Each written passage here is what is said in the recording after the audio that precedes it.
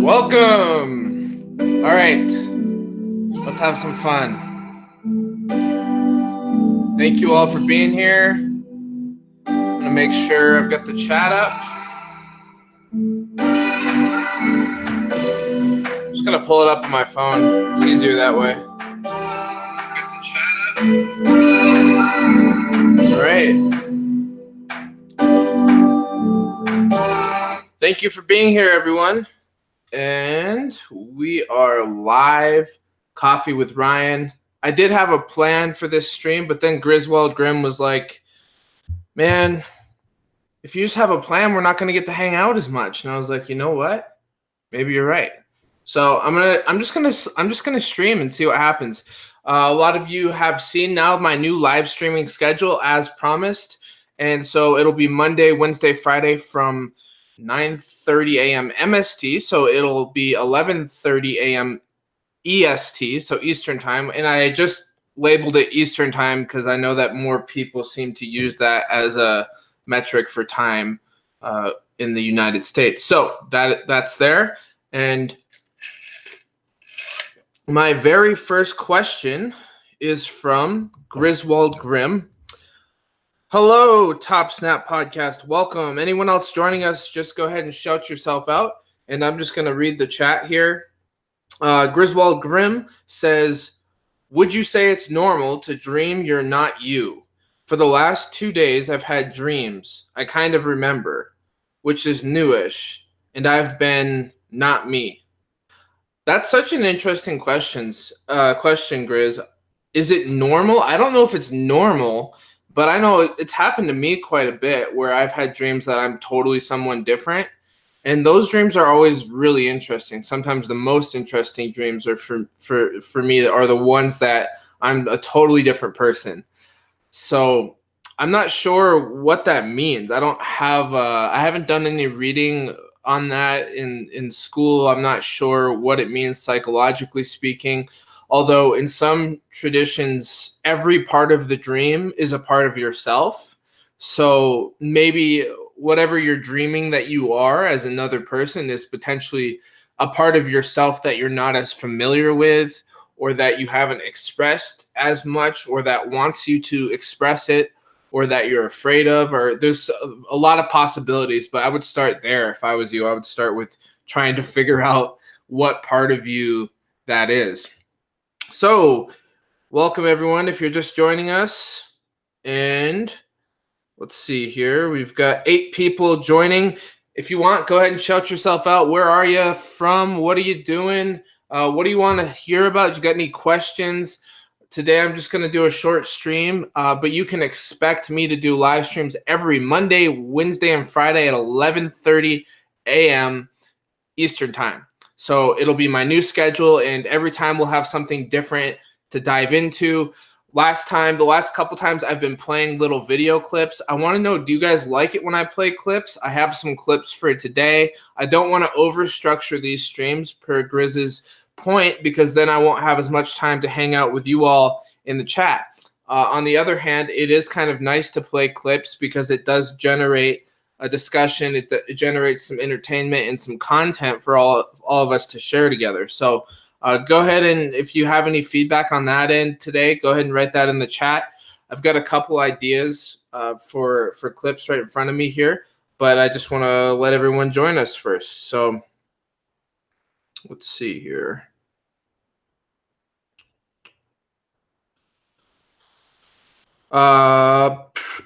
We've got Boy Meets Wart. Welcome, my friend.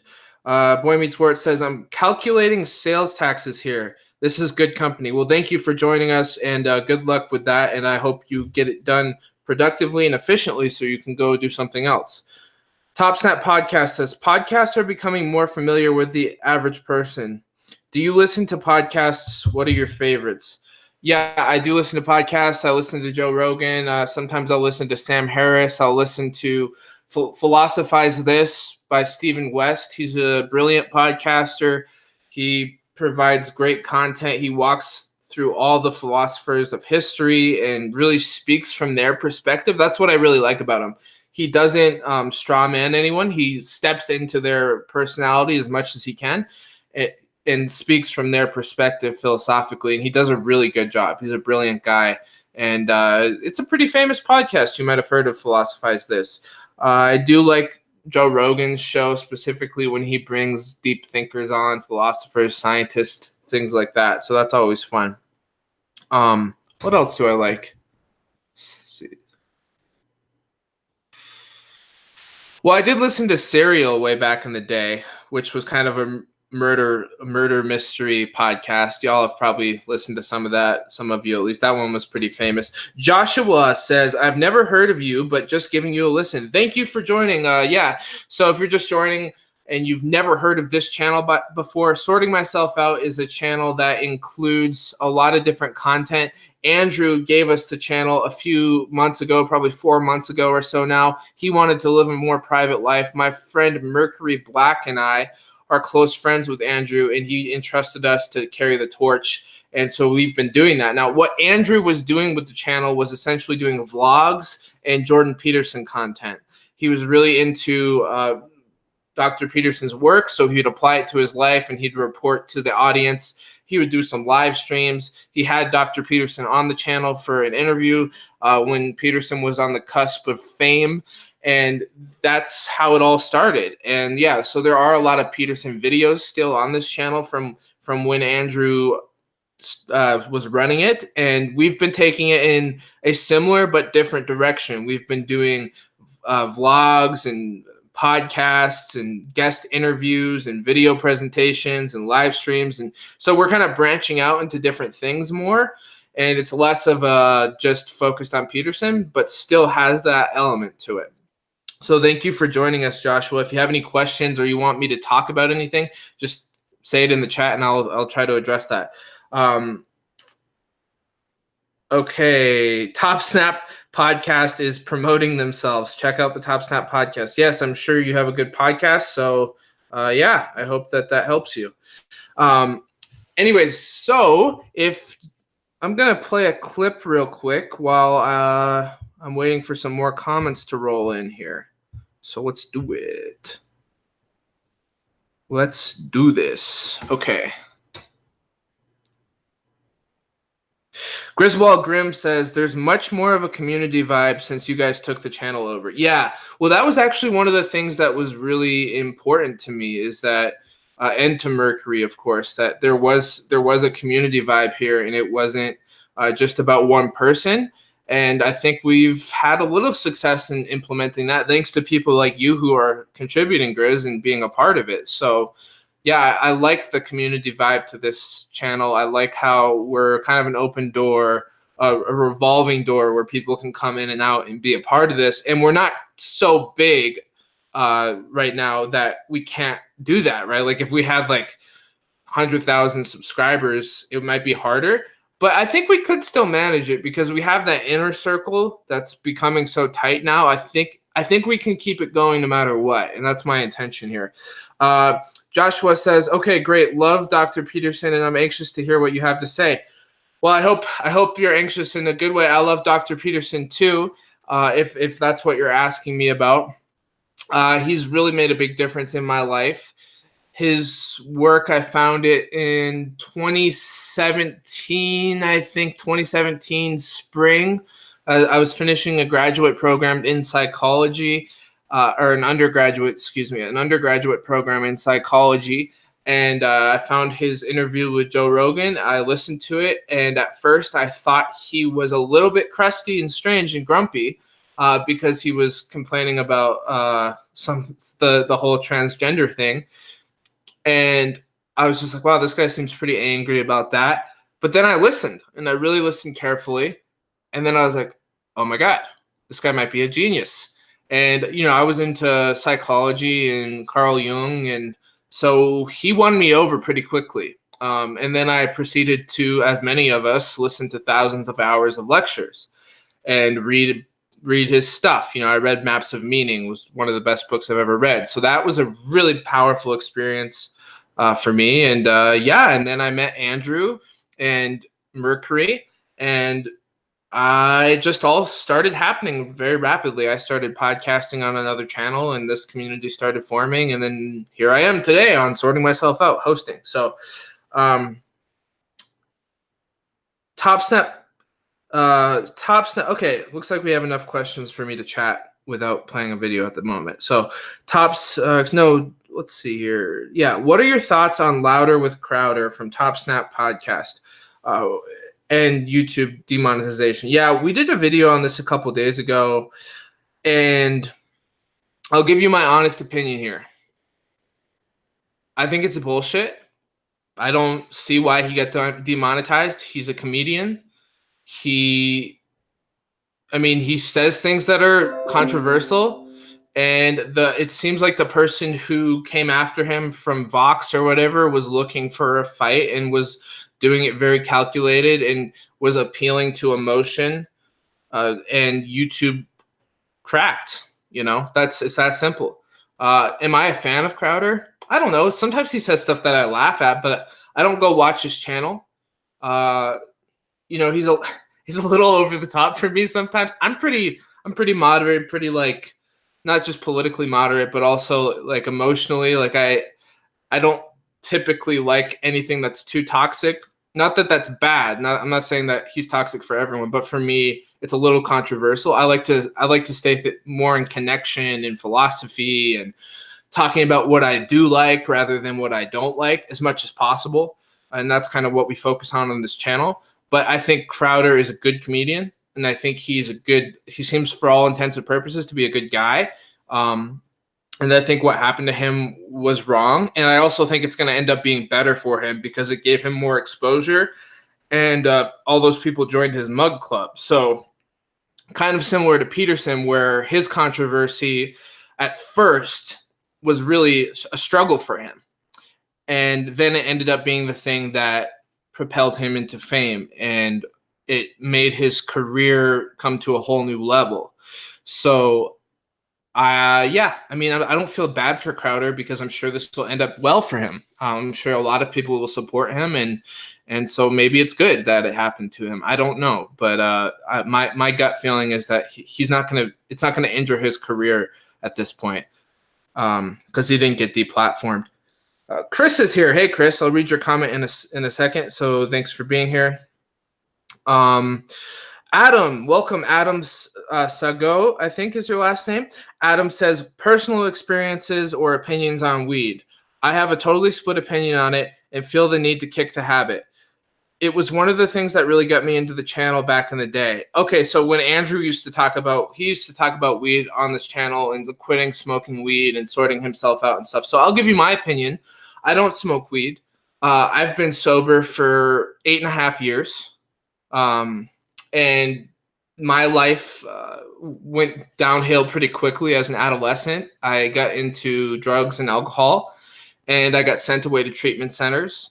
And then the subsequent result of all that was I looked at my family, I looked at myself, I realized that there was strong addiction and alcoholism running through our blood. And I kicked it early, and I've been happily sober. So my opinion on weed is this. Not everybody needs to abstain from weed or alcohol. It's really a personal characteristic. Everybody is made differently. Everybody comes into the world with different genetics, different predispositions, different neurology, different life experiences growing up.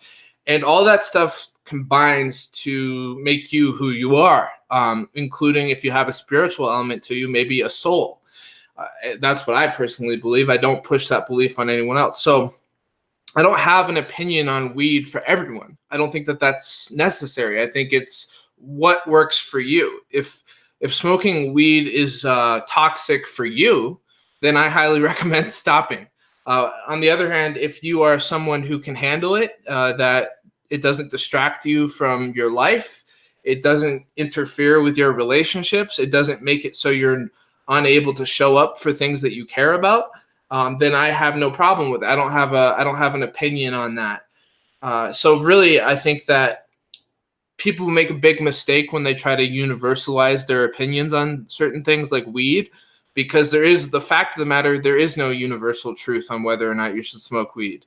And when people say that there's a universal truth on a lot of things, you should be highly suspicious, because that's a very rigid belief system. Very rigid belief system. So Adam, if you want to stop smoking weed, we at Sorting Myself Out would be happy to support you with that. We do talk to audience guests on the phone. Sometimes we turn those into podcasts. Sometimes we don't. And other than that, like just being here, if you want to hear how I quit the habits and stuff like that, I'd be happy to share with you. 12-step programs do work. And yeah, that's that for now. So, okay. Yeah, and Adam, I'd be curious to hear your response to everything I just said.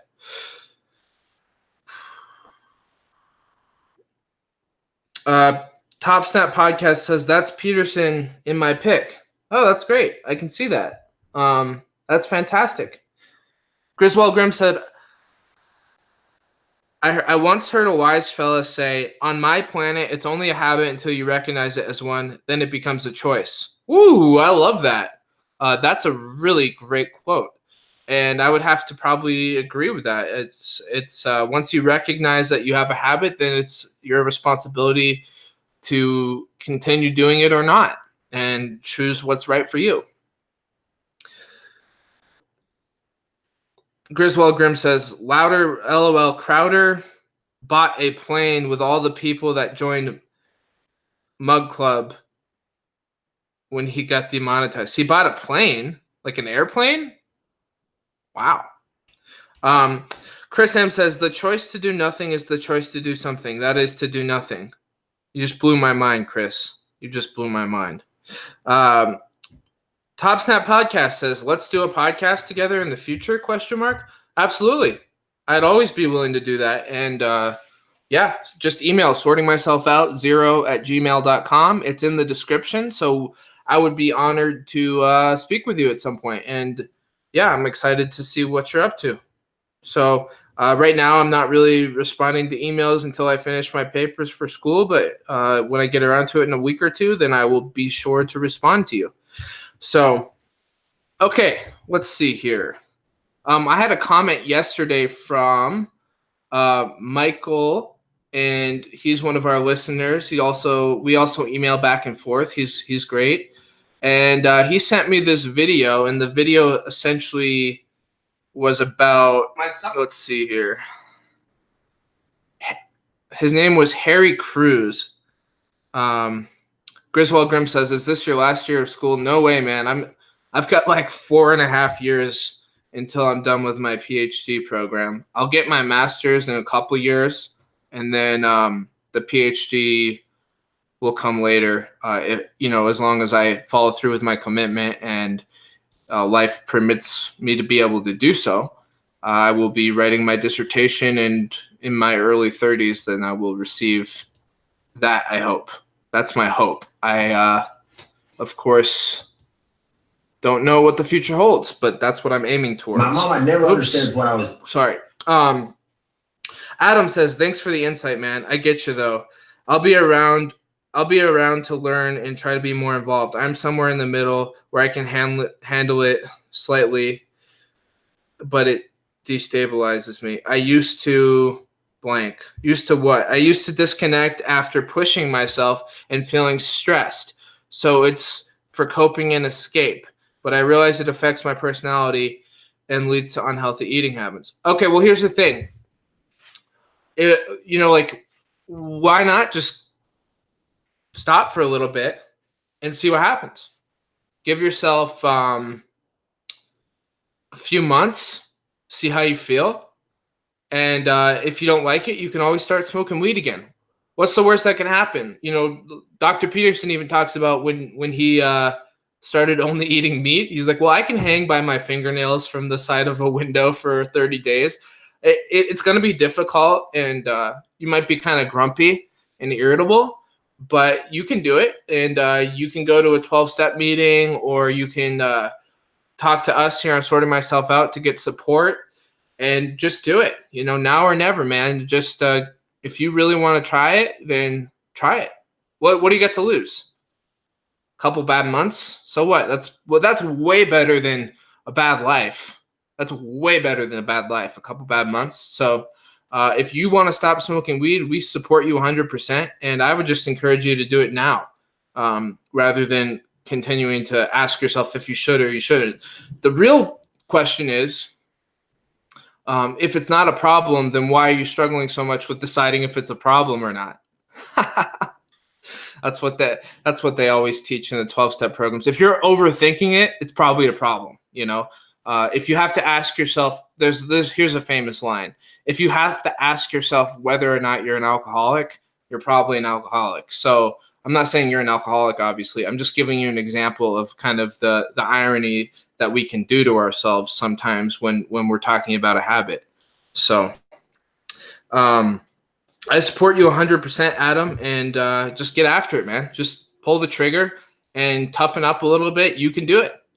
You're just going to have to be willing to go through the pain of letting something go, and it'll make you better. And then 2 months from now, you can be like, all right, I did it, and I learned from it. And if you still want to smoke weed at that point, then that's totally in your power. So, okay, so let's see here. I want to play a short clip here because I think it's really interesting. And this is Harry Cruz. Michael sent me this clip, and I watched it last night before bed. He sent it in the comments, and I thought it was just a really good clip. So let me brighten up the screen for you. And let's play it, okay? I got to make sure I find the right spot, so bear with me, please. Just wail around it. But let me tell you something, Jack. What's been done in this world and accomplished in this world, and the reason we're warm in the winter and cool in the summer and got enough to eat and the rest of jagged men and women, jagged ones. With sharp corners. They weren't well-rounded. Edison wasn't well-rounded. Ford wasn't well-rounded. Hemingway wasn't well-rounded. They're all like because I'll give you all analogies are bad. This is probably particularly bad. You think of a buzz saw, round, whatever I guess they call buzz saw, round blade saw, skill saw with some teeth on it.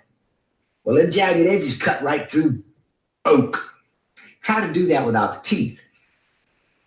What institutionalized everything is trying to do to you and to me is to take our teeth away. I thought that was brilliant. I guess he's a writer, and I've never read anything he's written. And that's another thing that could be fun, everyone. If you, on these live streams that I'm going to be doing 3 times a week, send me clips, guys. Send me clips that you want me to play and talk about. Anything that is semi-related to working on yourself, understanding psychology, understanding life, send them to me, because that's what I like doing. I mean, I like rolling clips here, and that gives me something to talk about, and as well gives us all something to watch together. So think about that. Think about if you're interested in doing that or not. But here's the thing. He has a really good point. So it started a little late, but before he said everyone wants to talk about being well-rounded. And basically his point is the reason society is where it is today, we have technology, we have inventions, great books, great accomplishments, great art pieces, is not because well-rounded people at all. It's because there was extreme personalities like Elon Musk driving things forward in a way that was completely unbalanced. Like their lives typically, great men and women might have horrible personal relationships, horrible, self-care, but their obsession for something that they really care about is so strong that that's a hyper-productive Pareto distribution area of their life. Again, I don't think it's a universal, because I think some people are very successful and are a little more well-rounded, but I thought it was a really fun clip, and he makes some good points about human progress and the types of people that are crazy enough to, like Peterson says, crazy enough to work 90 hours a week or what have you. Griswold Grimm says, man, I appreciate talkative old people. Yeah, me too. They're great, aren't they? Absolutely. So let's see here. Make sure I'm caught up. Yep, I'm all caught up in the chat. And let's go to the next. I've got another clip for you. And the more you write in the chat, the more I'll have to talk about here. So if you have any questions, or if you have any topics that you want to hear me talk about, just plug them into the chat and I will be happy to go with the flow. But let's find this other clip here.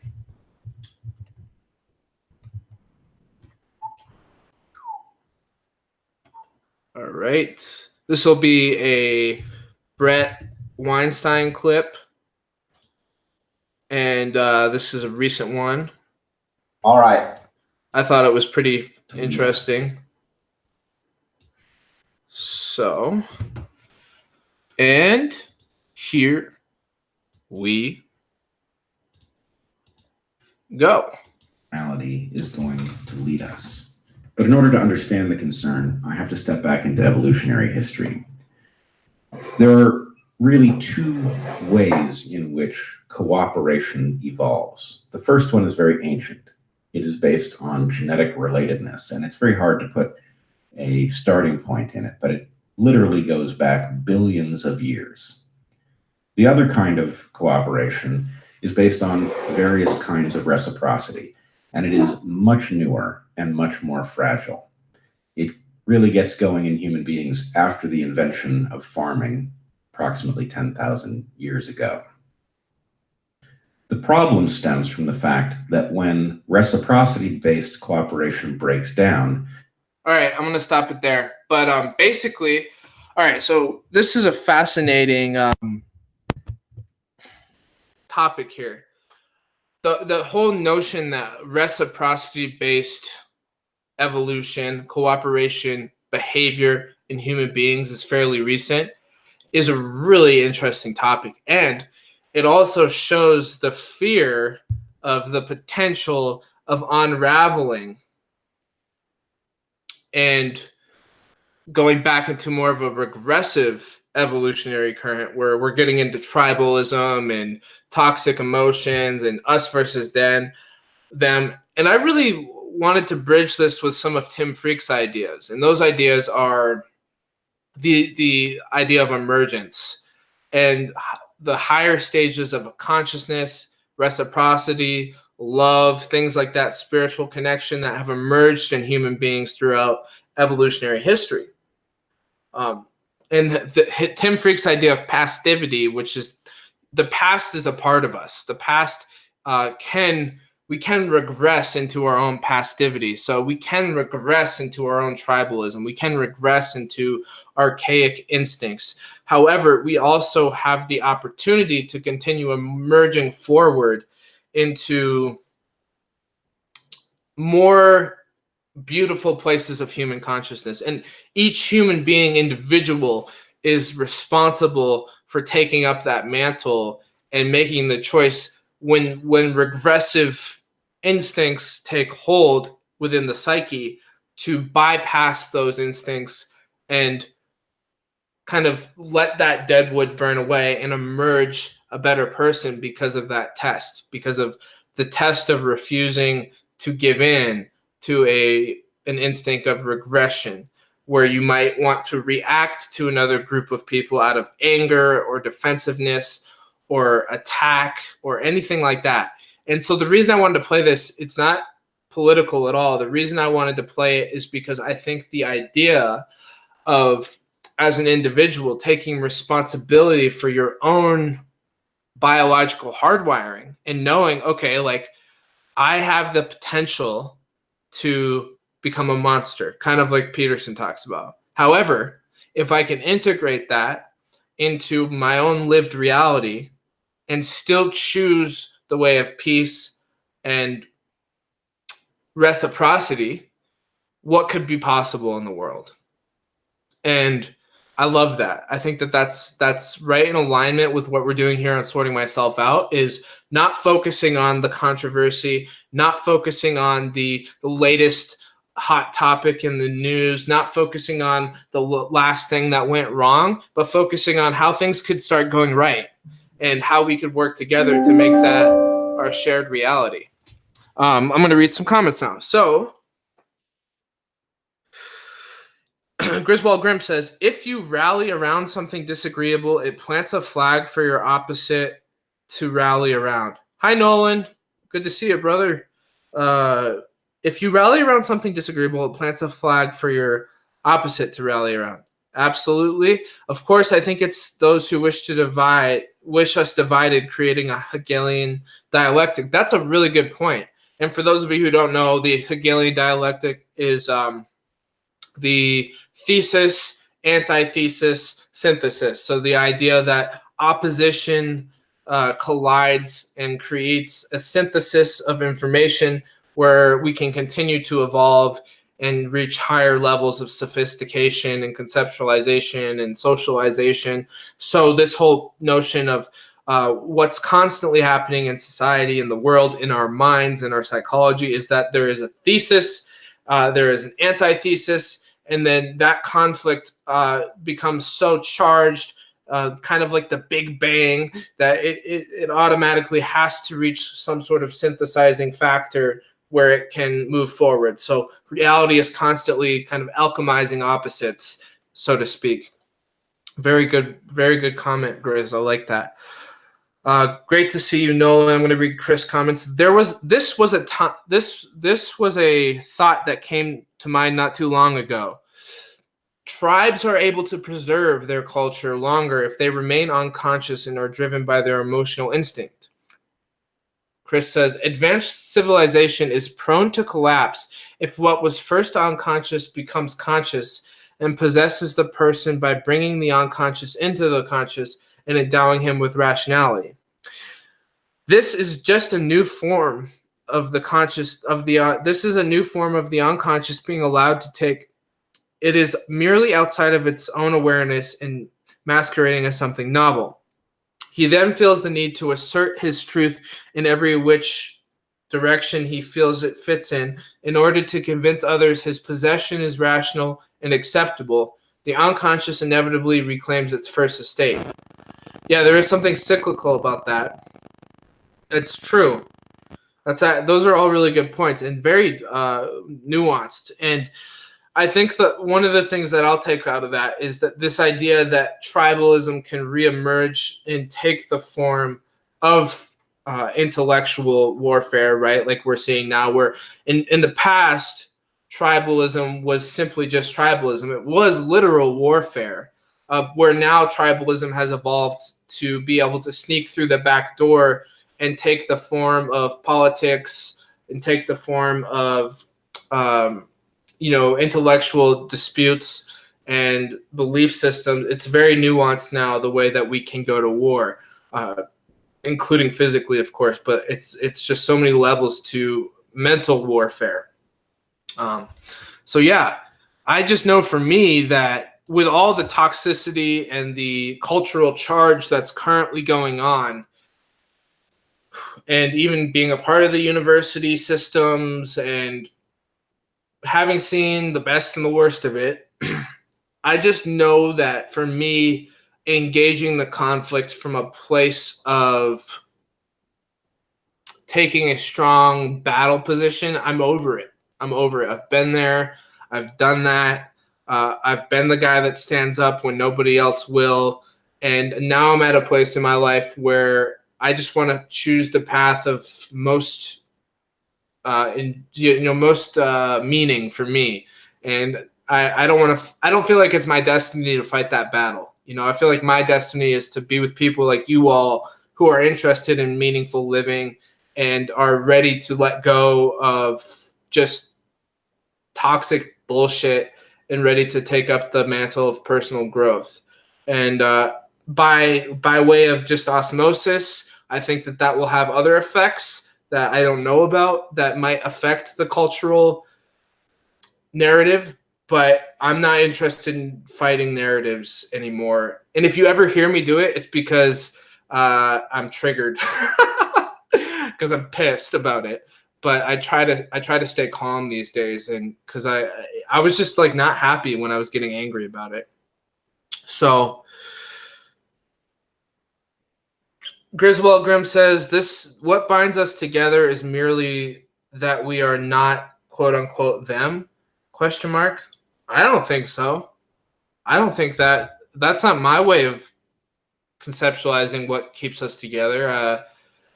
I don't think we're just defining ourselves in opposition to an enemy, although that's one factor of psychology. I think that we're also defining ourselves in regards to our own values, what we think is important and what's meaningful, what shared stories of suffering do we have as a group and as individuals, and how do those stories keep us engaged with this mythos of the hero's journey. And we all have to take that individual journey, but we can help each other along the way by being there for each other and being willing to have a civil discussion and treat each other as brothers and sisters. And that's really about living the life of the soul, living the life of an open heart, living the life of someone who has a vision for a better reality, for whatever you think is important to you. And I think that the intersection of all the personal visions is where the collective vision lies, where we can all relate in some way. Even though my personal vision looks a little different than yours, we still can relate underneath the umbrella that we're aiming in a good direction. We're aiming in the direction of something that would create peace and prosperity and meaning, and whatever words and adjectives that you need to use is fine. But that's me. That's how I view this whole thing. And it's a far cry from how media is done, in the mainstream and on the whole.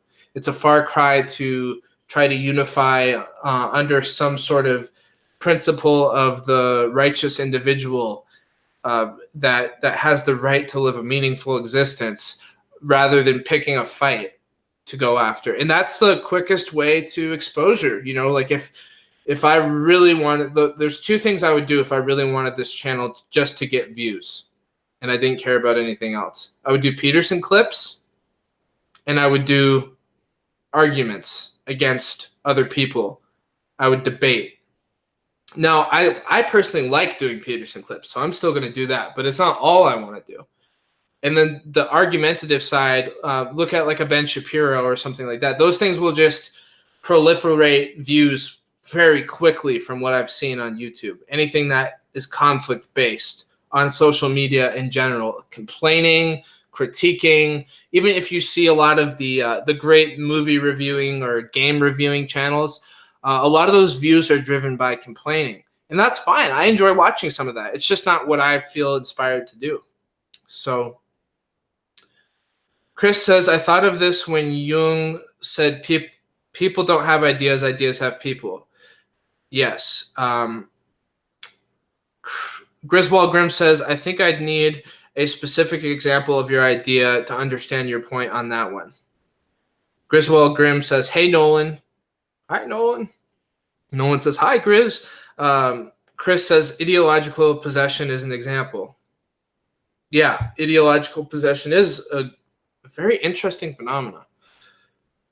It's so weird when you realize that so many people aren't thinking for themselves. They're just saying what they feel they should say, or what would be a good thing to say, or what would be the most acceptable, popular thing to say.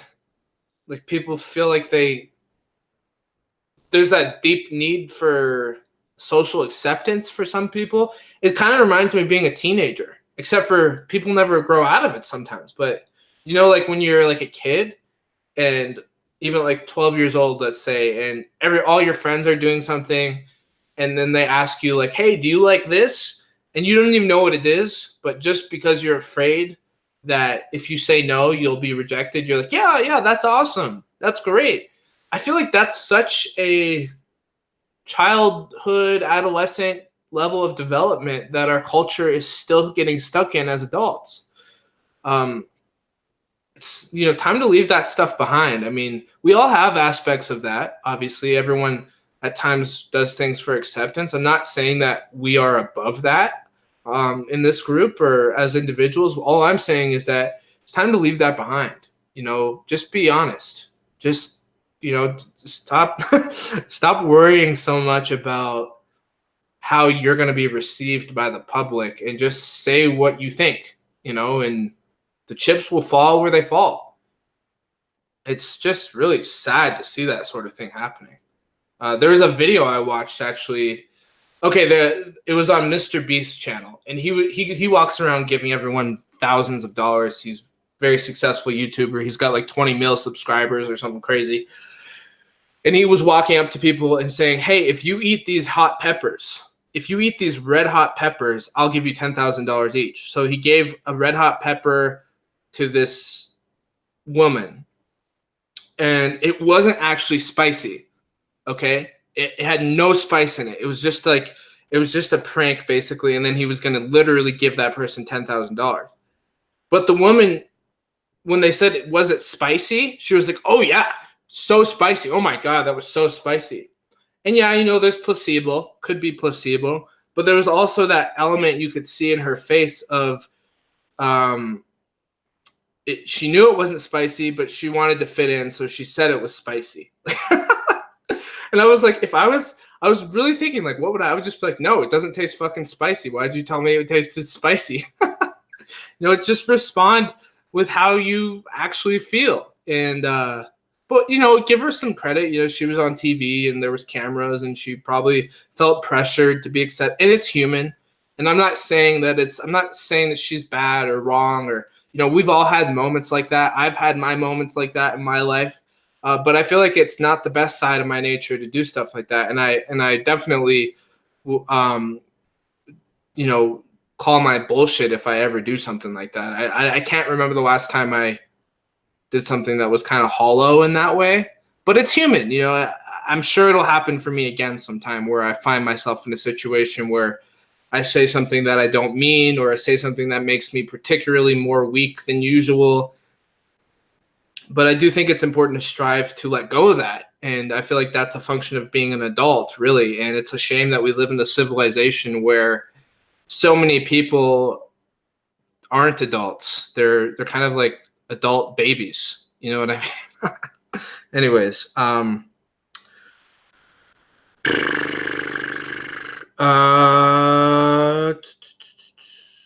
going to read Nolan's comment. Peugeot argues that we must internalize the other to see parts of ourselves that don't fit in order to avoid demonizing the other and following into tribalism.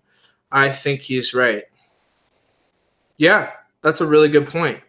And to not just to internalize the other, but to also be aware that we're projecting a identity all the time onto other people, because we're not seeing reality objectively. We're seeing reality through the lens of a particular human being with a very particular mind that's different from other minds. And so what I see in you is different from whatever you actually are. What I see in you is always partially a function of my own projective mechanism. And that will always teach me something about myself.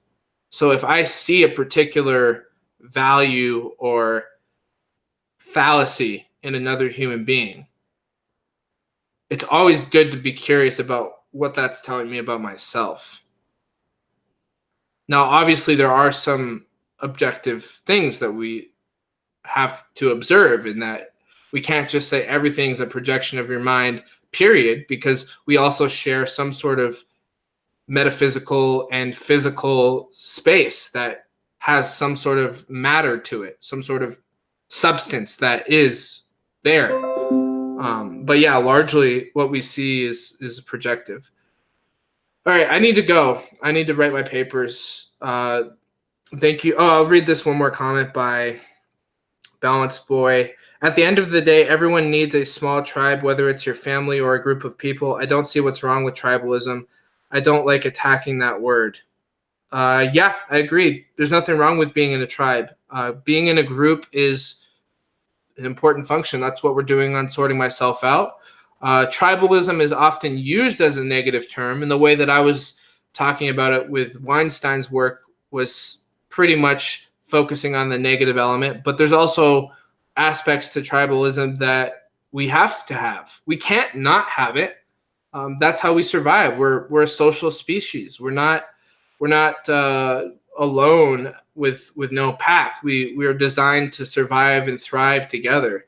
So I agree with that, Balanced Boy. And yeah, I've got to go. So thank you all for joining. I'll see you on Friday morning. And I appreciate